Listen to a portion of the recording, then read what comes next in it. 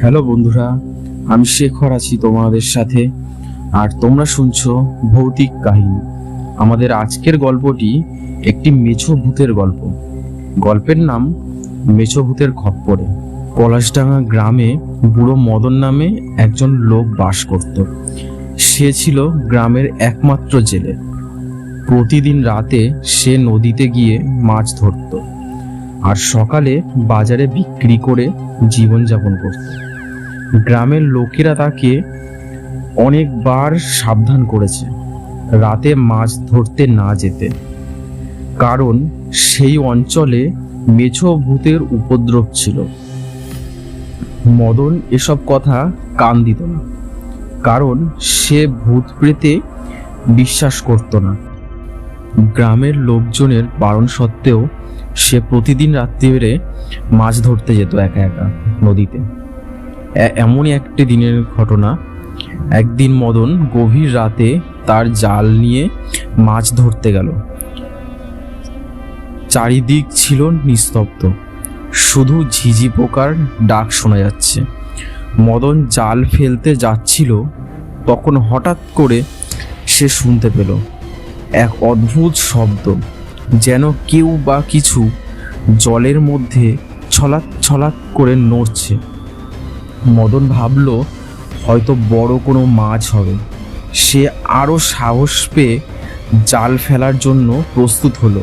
ঠিক সেই মুহূর্তে একটি অদ্ভুত কণ্ঠস্বর শোনা গেল।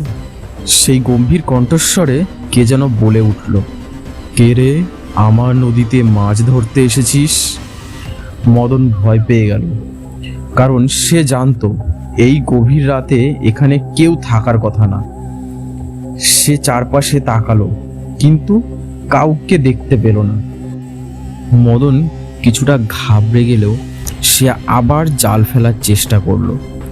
ঠিক তখনই জালের ওপর হঠাৎ করে একটি শক্ত হাতের চাপ অনুভব করলো।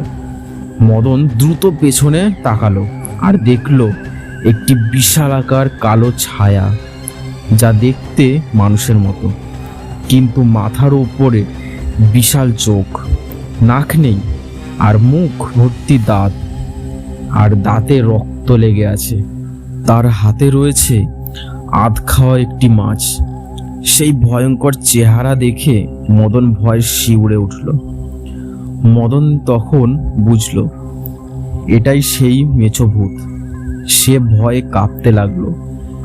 মেছো ভূতটি তার দিকে এগিয়ে এসে বলল, তুই আমার নদীতে মাছ ধরতে এসেছিস? তোকে ছেড়ে দেবো ভেবেছিস? মদন চিৎকার করতে চাইল, কিন্তু গলা দিয়ে কোনো শব্দ বের হলো না। মেছো ভূতটি তার জাল কেড়ে নিল এবং নদীর জলে ছুঁড়ে ফেলল। এরপর সে মদনকে বলল, এবার থেকে এই নদীতে আর আসবি না, না হলে তোকে আর ছাড়বো না। মদন ভয়ে অজ্ঞান হয়ে গেল। পরের দিন সকালে গ্রামবাসীরা তাকে নদীর ধারে অচেতন অবস্থায় পড়ে থাকতে দেখে তাকে উদ্ধার করল। সে যখন জ্ঞান ফিরে পেল, তখন সে সমস্ত ঘটনা তাদের বলল। এরপর থেকে মদন আর কোনোদিনও রাতে মাছ ধরতে যায়নি। আজও মদনের সেই রাতের ঘটনার কথা মনে পড়লে গায়ের রক্ত হিম হয়ে যায়। আমাদের আজকের গল্পটি ভালো লাগলে আমাদের চ্যানেলটিকে সাবস্ক্রাইব করে বেল আইকন ক্লিক করে আমাদের পাশে থাকুন। আর আপনাদের সাথে ঘটে যাওয়া কোনো ভৌতিক ঘটনা শেয়ার করতে চাইলে আমাদের হোয়াটসঅ্যাপ নাম্বারে অবশ্যই লিখে পাঠান। আমাদের এই চ্যানেলে আপনাদের ঘটনাটি আমরা পড়ে শোনাবো।